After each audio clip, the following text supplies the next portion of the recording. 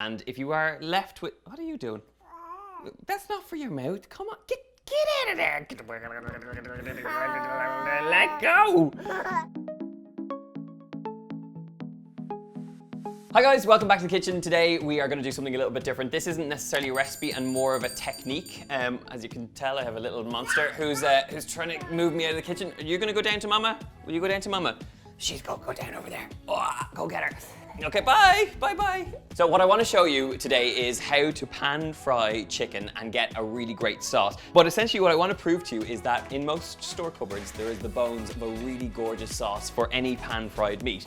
So the ingredients I'm going to need now, I haven't even looked to see if I have everything, but I'm going to need some mustard, which I do have. Some honey is there, and what else? Could add some there's some capers here, and they're kind of like the forgotten ingredient in most kitchen store cupboards. You only need like a teaspoon or so and it'll add a salty bite. I have this really great hot sauce, this Hollywood hot sauce. A friend of mine actually makes this. So we're gonna use a dash of that. I have a normal honey and I have a spicy honey, but I think I'm gonna go with the spicy honey. I'm kind of bringing this in a white wine direction because I have like literally the dregs of white wine that are gonna go into this sauce. So essentially what I have here is like the bones of what is a gorgeous honey and mustard sauce with white wine. It's a very simple method, but it's one that I use quite often. I'm just seeing if there's anything else that I could add in here. I did spot these, and I was gonna add some roasted red peppers. You could chop them up, but I kind of feel in the white wine vein, I want to keep it a little bit more simple. You could do a sort of like Argentinian sort of chimichurri style thing if you wanted peppers and parsley and white wine. That could be a nice variant, but I think we're gonna keep it simple. So these are probably the key ingredients I need. I have some garlic cloves here. If I had some shallot, that would be quite nice here as well. Let me see if I have anything in the bottom of the fridge. I like the idea. Oh, I have some parsley as well. I'm gonna add some parsley. Oh, actually, I see a tiny bit of bacon that is left over. So I'm gonna add bacon, we're gonna add some parsley, and we have all our store cupboard ingredients. So as you can see, this is just like assembling what you have in the kitchen and forming a really simple recipe. And at the core of it, you're learning how to make a great pan sauce for any fried chicken. So I have my chopping board, I have a frying pan, and the first job to get things on, because this is a quick cooking recipe, is to get your pan on nice and hot. And we're gonna season up the chicken. I have chicken thighs, as I mentioned before. You could use chicken breasts, but always when you're doing this, you wanna season it quite generously with salt and pepper. And we're gonna get this straight into the pan. Right, into the pan with a drop of oil. Grab up your tongs and then just get them straight in. You want the pan to be super nice and hot, and that's the sizzle you're after. Okay, so while they're cooking off, let's crack on with the ingredients we're gonna need. So there's very little prep here that we're gonna need to do. I just wanna slice up our bacon. So while the chicken is cooking off, I think that nice little sliver of bacon alongside will go a long way. The fats from the bacon are gonna really infuse the chicken with lots of flavor as well. Pop them straight in and just let those little lardons cook out alongside the chicken. The only other kind of fresh ingredient we need to prepare here is some garlic. So I'm going in with about 2 or 3 cloves here. If there was one job I could give up in the kitchen, it would be smashing garlic. It's the most pain in the arsey sort of job to do because it's all so fiddly and small. And no matter how many kind of genius tips you come across on the internet, there is no easy way to peel garlic. It's always just fiddly and small and annoying, and you just have to get over it. And you notice that while I'm chopping away, I haven't touched the chicken.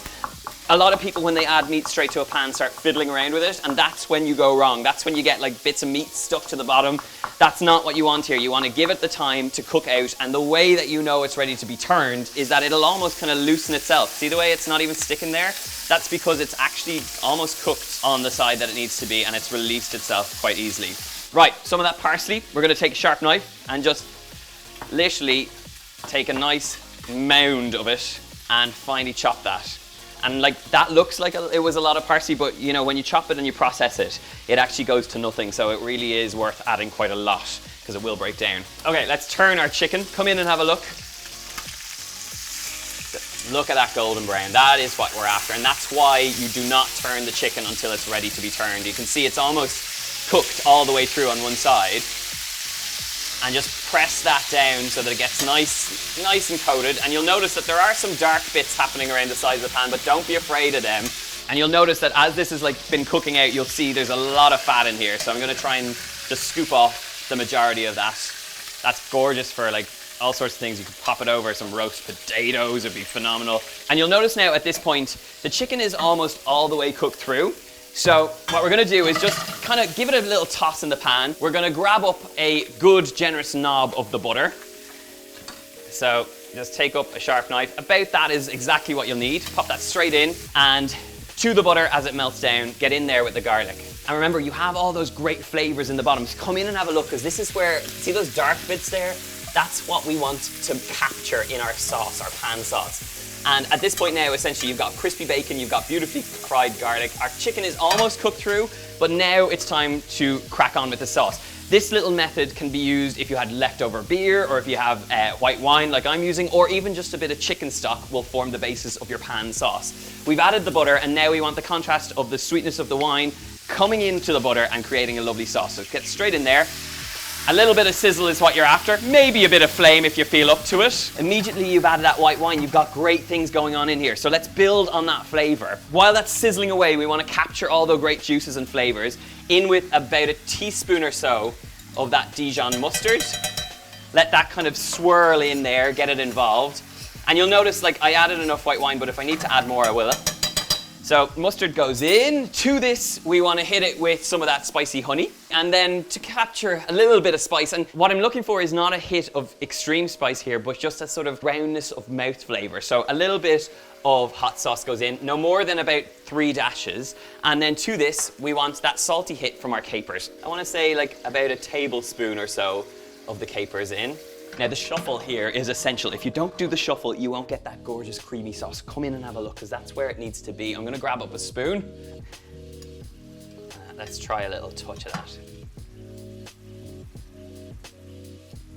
Oh man, that is absolutely gorgeous. I actually think it actually needs a little bit of black pepper. And when we add the parsley in there as well, it's gonna give us great flavor. So I'm gonna add some of the parsley in and let that just kind of melt into the sauce. Give it a little shuffle. And at this point now, the great thing is the sauce has actually helped to cook out the chicken. So you should have beautifully tender pieces of chicken that have a gorgeous golden brown on them. This is the sort of thing you could make in the morning, have it ready for dinner. I like the idea that you can put it in a lunchbox and keep it in the fridge, ready to be reheated. Serve this up with salad, serve this up with rice. It's a really simple little method that will just serve you every time. So I'm just gonna place it out onto a plate. I do think we need to try it. But hopefully you can see that this is just a really great way of making a simple chicken dish using store cupboard ingredients, using things that you probably already have to hand, and leaving you with, come in and have a look at this most glorious, beautiful chicken sauce. Okay, now please do not skimp on all that parsley. As a last fresh hit, you want tons of fresh herbage. I know it's not going to win any Instagram awards, but this is a fantastic little pan-fried chicken number. I'm going to dive in and try some. So it is essential you have loads and loads of parsley, because I just think it's that creaminess of the sauce and then that richness and then that fresh hit that the parsley gives. So a little bit of that action.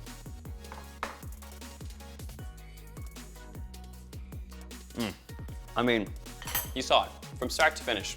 Stuff you're gonna have in your store cupboard. You might have the bacon in the fridge. But all in all, it's that very simple method of pan frying the chicken and then finishing it off with a liquid like chicken stock, beer, or a little bit of white wine, creating an absolutely gorgeous pan-fried sauce. And there's so many different variants you can go. You could go Asian with a little bit of soy sauce and rice wine vinegar. There's a whole heap of different variants if you apply that same method. That, for me, is an absolutely gorgeous way of making the most of what's in your store cupboards. I'll leave the recipe for you. It's a really simple one. You saw what I did. I hope you'll try it for dinner tonight. And until then, my friends, hit subscribe, leave us a comment. I'll see you soon. Goodbye.